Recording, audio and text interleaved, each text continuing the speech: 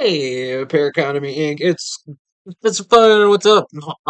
Giving a whole lecture over here. Just trying to like set the day up here for you guys. The time is 1:26 p.m. Okay.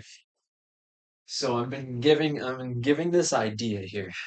trying to figure some of this out here. And I've got this whole fixture and check doing a little checkup here. How's it going, guys? I'm doing a little checkup in my head about where everything's at and how everything's been and is able to sit here. Because some of this is really important for like my some of my future health. And if I can get some of this down right, I think it'll be worth doing. So I'm gonna step in through my little Brad Joyner like freaking door and wave, what's up? How's it going? So like that's gonna be oh, I gotta get a grip in here for just a little. Okay, I'm gonna ruby roo on you. So this is what I found out. Shout out, Brett. He plays guitar. Yeah, he plays guitar. Um, yeah. So, anyways, um, here's what I'm learning about my body here today is that this part in your brain and this part in your ear with your neck, you've learned the chip of the like grill here, and you can get a quick jab on language because you're just dissecting things that you're articulating from some of you're giving it the time of day. So if I can do this from some of my larynx here and from like my eyes, behind my eyes, lower part here, and somewhere within this lateral part where there's this, now I'm bringing in good words here, this part where you have this hyperfixation. I'm learning about how my vision works with some of my learning abilities because I have ADHD, and so it makes it really easy and a little more uh like manipulatable. I can really like kind of feel it out where this part of your able to see the focus, it's physical, laying waste away to like this part in your face because this is where oxygen hits, and aerodynamically as your reality is like passing and you have this like time blindness concept, but you're able to kind of focus in on a particular part of free versing and like anticipatory like kind of annex theft on language to be able to like jump in on the linguistics of where this is able to lead people, because if you can physically feel this part of your body and it actually ends up this far away from your face, that's a line of sight of activity where there's some things that you're able to perceive, but if they're harder to actually be able to navigate, you might go on without being able to see some of this part of reality because there's a whole existence of this like kind of flat given like bottom line of your larynx that hits the soft palate here, but right before your nose breaks away from this part in your line sight, so direct, and even as directly as like few inches like from your eyes, you're able to kind of like give this little part that's like a lot more intrinsic to the flow state of your light hypothesis. So if your trajectory is to like expand your aperture or like heighten your sense of like fixation and like detail, that the mind can basically utilize this part in the tooling of its own like hyperfixation. So the perception of actual wavelength is being fed to you through the ocular circuits basically. So your ocular basically the glands, all of the tubey parts behind the eye that like rift and they kind of like pull in away and like then stitched like upward. They have a lot of this similarities for certain humans where that part has a like a tell basically on whether or not a human is like kind of like magnetically guided differently. So if you're able to articulate this part of your magnetic like systems, you can basically like articulate your trajectory on this lateral focus line of like spirituality. So if you can access this part where you have an enigmatic cognition and it's like directed through this single kind of um articulation of a part of a oh it's like a partitioner of like light particle existence and wavelength of like non-human beings basically, that is an experience in, to us, but as an experience in time it's like historically speaking, theologically, archaeologically speaking, humans have had tools for this part of the human, like fluids and like magnetism. And the Egyptians very often would articulate, so would the Chinese and a lot of people. And the Druids and the arcane and all sorts of Mongolese and all sorts and different Kazakhs and stuff like Middle Eastern stuff gets real tight, like atypical on like inner knowing and stuff like that. So like you're part of this part with potentially, and especially with Abrahamic religions, this articulation of the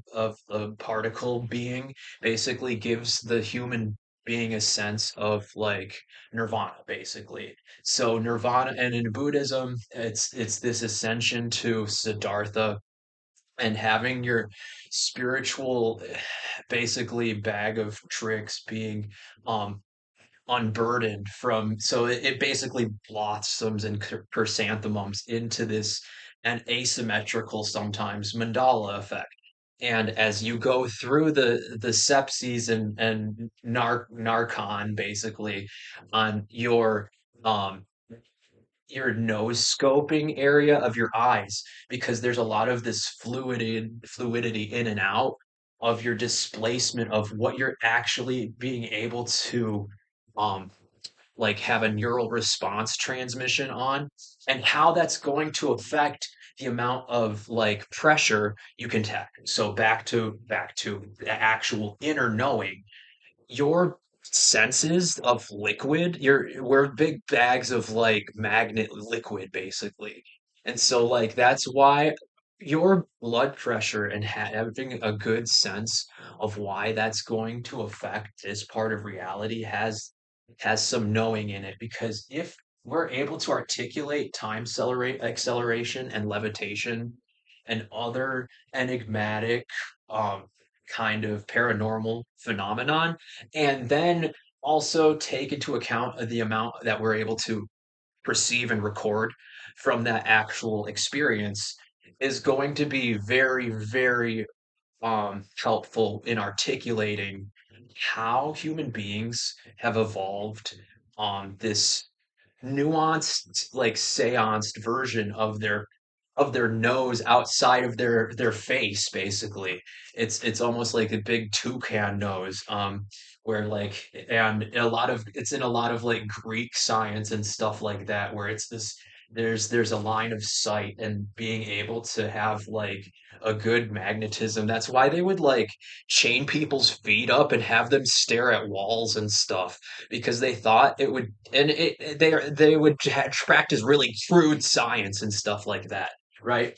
So like there's this part where that is like aimed at redirecting this part in hereditary devolvement, because if we have enhanced ourselves as human beings in this part of articulation and being able to reacetalign on that trajectory, it sends this part back in this metaphysics that in the chemistry, in the human chemistry, there's a small Like enhancement. It's like a little spark of space. It's like a buffering of like electricity basically, and it's like alive, and it's what keeps us like alive and like connected to a huge part of like light energy, and why it's important to understand more about your magnetism and what roles that bring into reality, and how you're how you're going to like move through any of like your understanding of reality, when clearly there's like a whole lot more weighing in on what is being articulated by reality, and how we're able to re-articulate that in real time. So that's kind of how, if human beings are to communicate fluidly with this flow state in reality, that it requires this amount of flexibility, and that comes with years of like sacrifice and all sorts of other transcendence and other things, for me, in some of my realism on Buddhism, and what I've been brought up with my parts of my Asian family, and then parts of my like um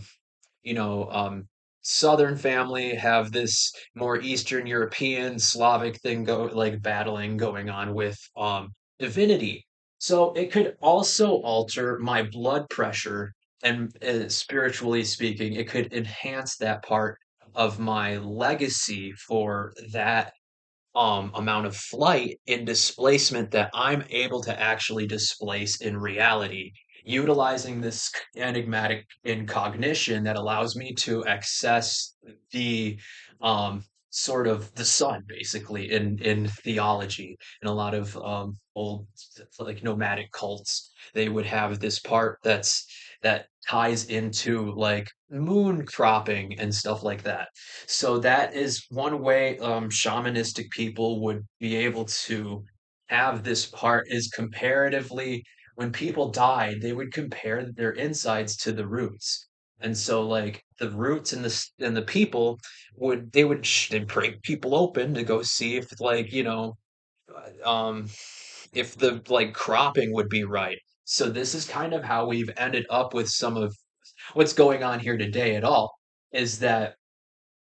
people are looking for the cream of the crop to crack open and then retell the story, natively speaking. So there's this part that, like, historically, a lot of different parts of history have pulled from, and like kind of had this like tinker toying with the human body in order to like grab more um kind of exercise from this weird spiritual enigmatic inertia, and it's how you're like supposed to have a sense of self almost. um a lot of native tribes tapped into it, a lot of Eastern Europeans, schisms in like Christianity have also alluded, because it's very heavily pointed at in Catholicism, especially when you have like some of the boring, more boring parts of anthropology, with like the study of retrograding and like time articulation. So like that's kind of like how you can end up with this sort of part in your own consistency, because if in your legacy it says that you're going to have like offspring with these traits, and they'll have to be like, then it shows that part of like human evolution, that there's some amount of like availability for some type of movement or opportunity to be displaced, in what opportunity you're able to actually to perceive in real-time reality, which allows you to interact with this part, utilizing these parts of your kind of compass, your inner compass, your senses, because as you can perceive, you can also get a sense of like directionality on what's around you. Not only like who, but like there's all sorts of things that like go in and out of this. So that's how you look at the amount of like heft, especially when you're going to the law about this, because like it takes an amount of understanding that level of conjecture in detail towards any discovery that might end up you getting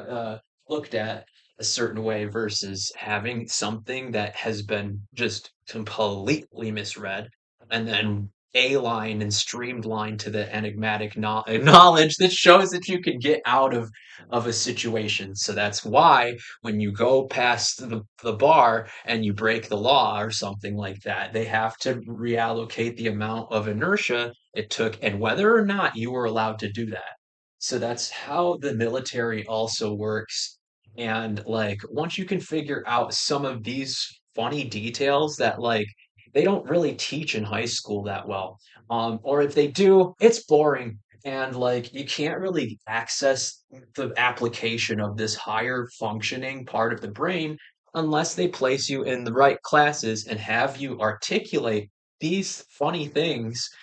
outside of reality, and that's like a god-given like organic sense of like brain ineptitude. So like if you can fill this like deficit of like brain activity with the appropriate amount of articulation on cellular like mycosis, basically it ends up with this part of like this like radiation on gray matter and cellular growth, and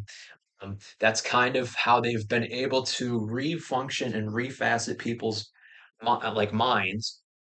into parts of education, which is it's hard to do, and it really takes a certain type of palading to be able to relay this amount of conjecture away from its better judgment and then towards a finite or less, more or less infinity of like possibilities. So like that's kind of the difference in between you got it, you're getting it, and you don't have it at all, almost. So that's maybe what we're missing here is like a little bit of magnetism between our sense of responsibility or what we did or didn't talk about and why we're dancing around things. But it's a cause and effect, and it's a social assimilation on magnetism, and it's how human beings are able to um kind of come together in on certain ideas and utilize those kind of reprimandable your peripherals on what's actually being focused on in reality and what could use a sense of TLC that will give it the a little bit of nurture v nature that gives us the right amount of like recognizance. So you're supposed to have this special gland in your human like kind of trachea that reaches up into your sinus cavities and it gives you this enigmatic part that's down in the like locrian here of your of this part on opening up your heart chakras and stuff like that, and it gives you this widening over by your collars here and your shoulders, where if you take a nice big breath it gives you this like pyramid effect, and that's kind of like how it gives you this little bit of like sensing like strange like sorts of radar fields. It's almost like the human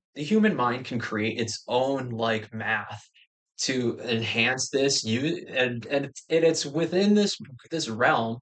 of like natural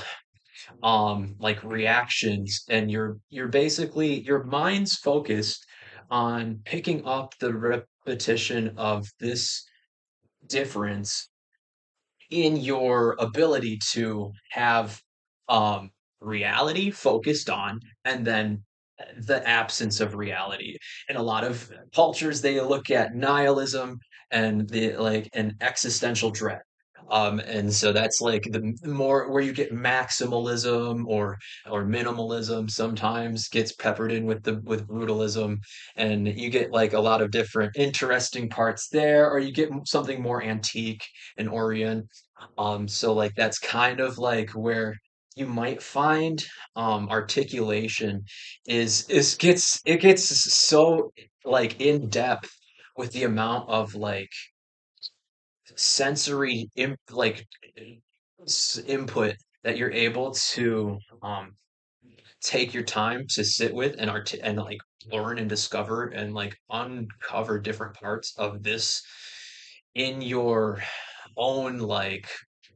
self. So if you've never it's this concept, if you've never done it before and you like nail it, you'll continue to like nurture this part of repetition in your mind. And that creates this chemical like kind of that's how habits are formed very often. You'll have to look into how people have gotten access to the health that they're allowed to like endow onto certain people and like the different ways they might go about doing so. Forgive me if that's ever happened on my accord, because like there is this huge part missing from our human lexicon, and its availability is very spacious.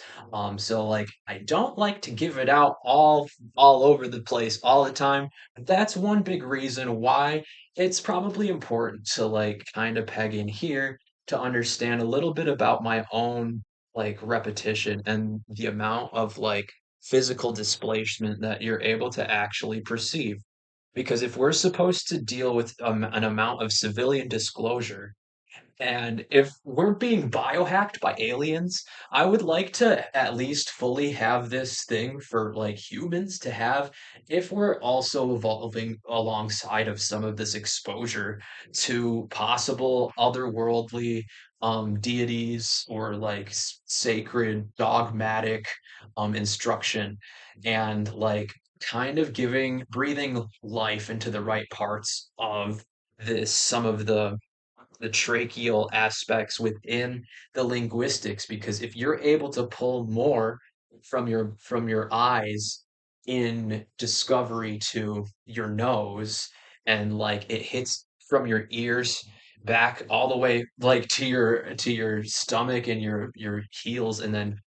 all the way into your like eyes, that you can have a little difference in how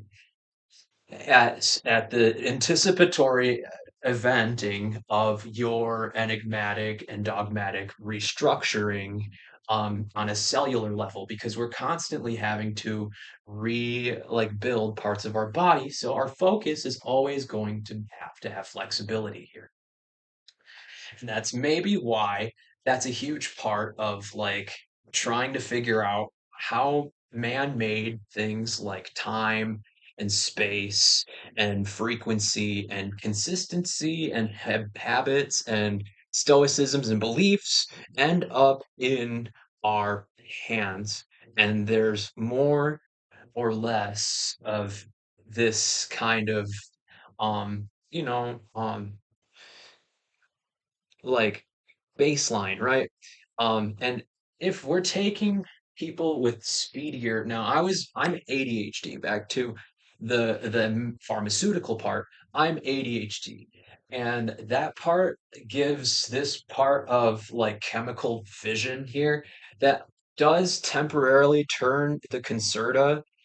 into this gaseous state, which is supposed to add into um this hyperbolic because of the temperature in your body and because of the amount of like um, composite crystalline sedatives that kind of like can take place and reaccommodate and puzzle it, piece it in, gives you the ability to articulate the crystalline within weirdly, and so like being able to, because there is a lot of light energy inside of our carbon based articulation and stuff like that. And that refracts off of the amount of like receptors that are built in our body naturally. That when we get these parts in the enigmatic available, that they also resonate with some of this so-called phantasm that we have here, Paraconomy Inc. and beyond. So like this is kind of the theology here that how we're able to get certain answers more effectively in prophetic and like kind of clairvoyant um designation, because if people are born innately with certain disabilities or random like acts of like existence, and we shouldn't call them disabilities because what they are just abilities. Okay. So if people are born with abilities, right, then they also must be recognized that the articulation is separate and that we see each other as two different things while simultaneously having like a horoscope on like this part of function and adding to the baselines in society sometimes. So like at least you can get like a nice fill in on this surface area of existence and the spectrum of humans, because every human has a different like um innate nature, which is like a big part of understanding why it's important to keep good relationships and like not be trying to actively burn bridges, but to like kind of teach and learn simultaneously while you're like experiencing it, because you can't just like turn your focus off, but you also need to like play and engage with the game of life a little bit. So like it gives you this heightened sense where if you have the ability to reach this part in your kind of physical line of sight, you can actually start to see the limits of your human um projection. So that's how we might look at leaning into astral projection and actual just social projection, because we can also utilize this type of magnetism to dictate what's right and wrong in like our actions. And so if you figure out this type of like it's not so much a recessive gene, but like whatever the former is, it's this growing, it's this like kind of flow state enigmatic where it like kind of switch. I'm just using my vocabulary here, but to make it make sense, it's this little like kind of buffer room in your neural synapse responses that allow this light energy to interact with the space in between like our cognitive faculties and like the actual autonomy down to our molecular and like atomic like structure, or our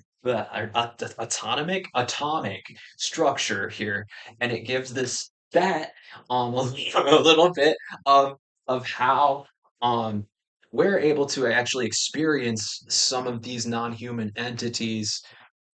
in free flow if you are kind of,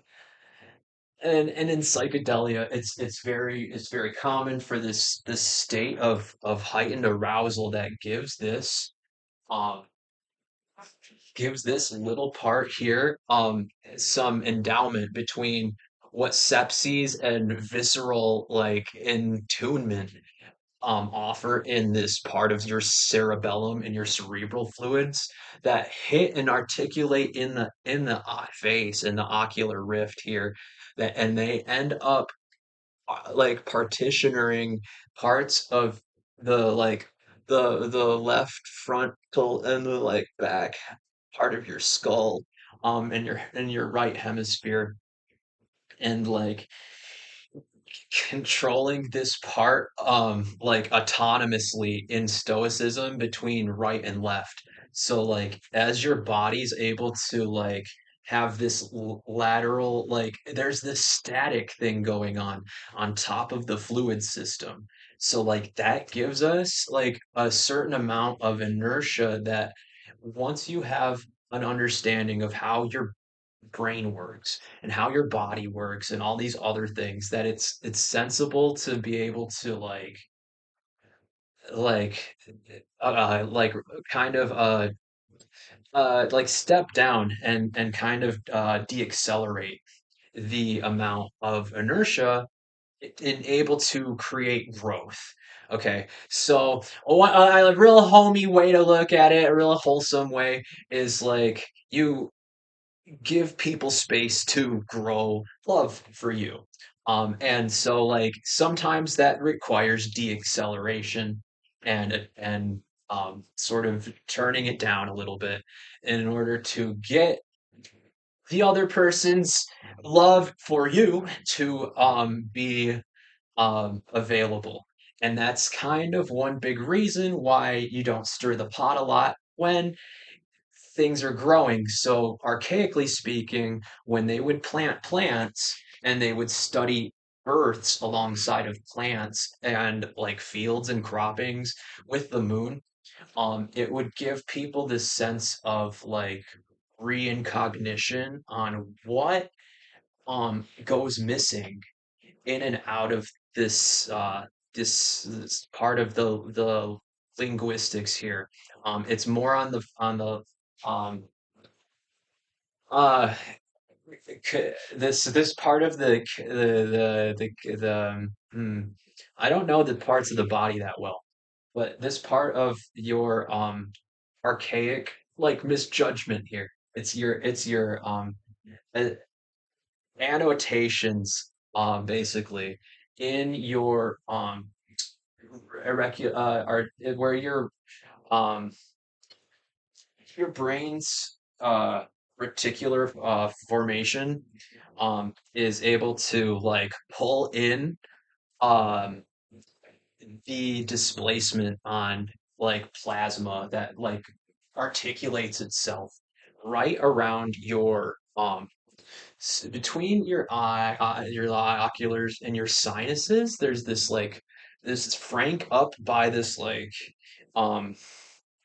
in your skull, but it's this like soft another little soft palating. um and it's like not attached to anything. It's they find it in frogs and other animals that have like different types of like mouth articulations. So like when you start to understand that like the human is very often, I mean, they study human cellular division very much alongside regular botany, and that's one big reason why you might get the ultra heightened concept of like arousal on certain things, because the frequency for anxiety and other things that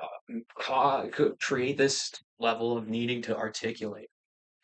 might not give it the enunciation without actually like facing this amount of like um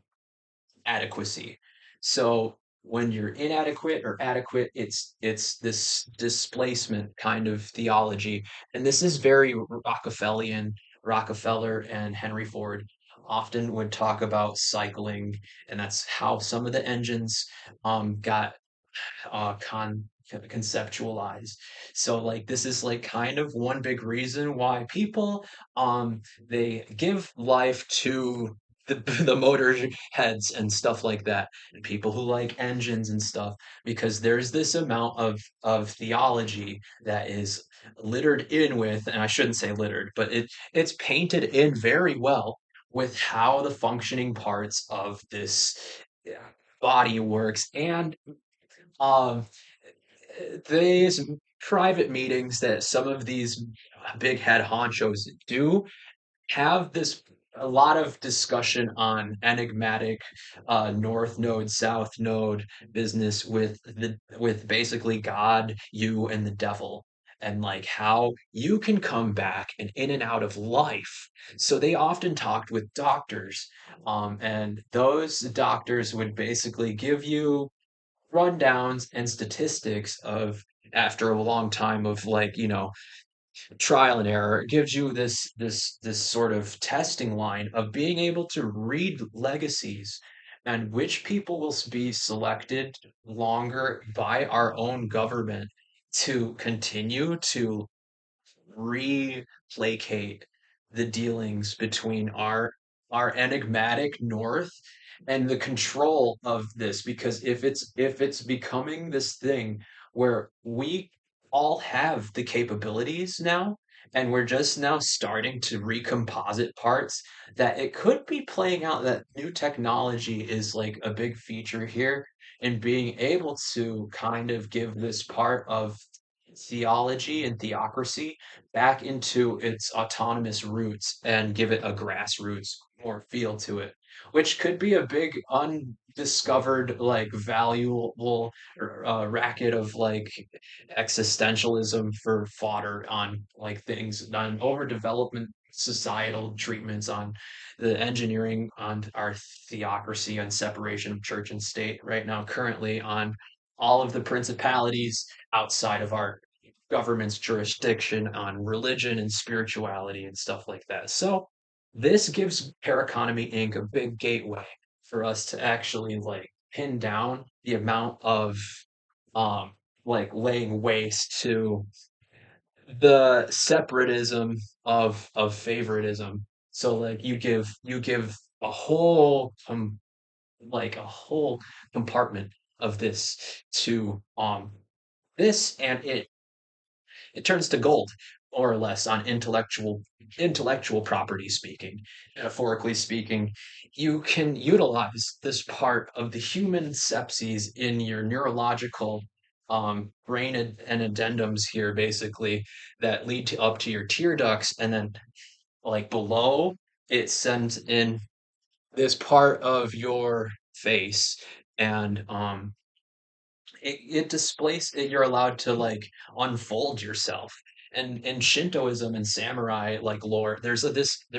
thing where the masking off is this like downward like chin like representation, and there's like a lot of that in like knights, old knights in like shining armor and stuff, and definitely like down in Africa there's like tons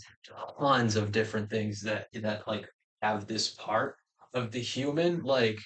chest and like face like in honor, and like kind of it's almost this like this hubris humility thing going on, where you get like this breath of new life that gives, it's supposed to be like um letting out some of the bad energies in, and like it often results and leads towards this part of people having their bodies basically uh, more intertwined with nature very often. It's this sacrifice to like giving back this part, but then filling some people. Modern day is a lot different.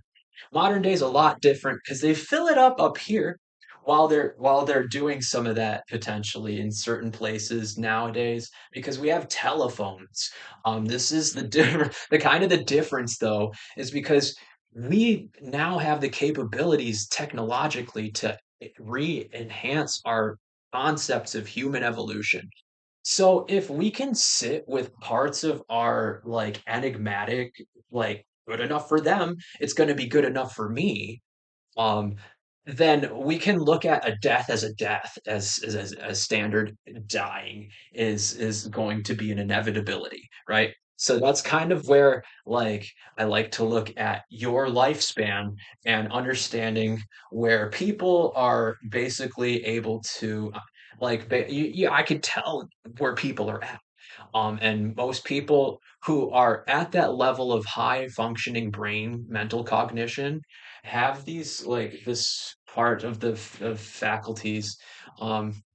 right in the upper frontal lobe outside of your skull. There's this part right around where I'm touching here, and it has this thing going on, and like that's kind of the give on how overdeveloped those things get,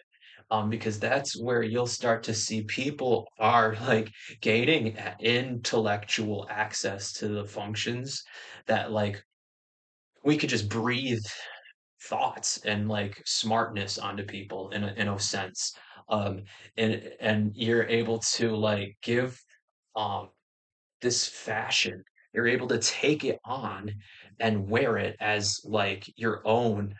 experience in intellectual discovery and um, sort of being able to use it to propel this part through more fashionably speaking and culturally. This is always sought out in tight niche kind of like composite um,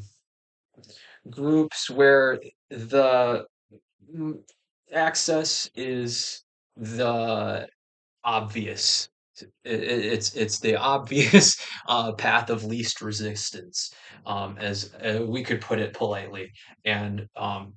because this hits starts to hit politically, and you can see where race science has also played a part in potential hereditary selection in modern day society. So if we're trying to actually like give this part meaning, that we give that sense of directionality, that time for people if they have it, and then to also encourage people to reach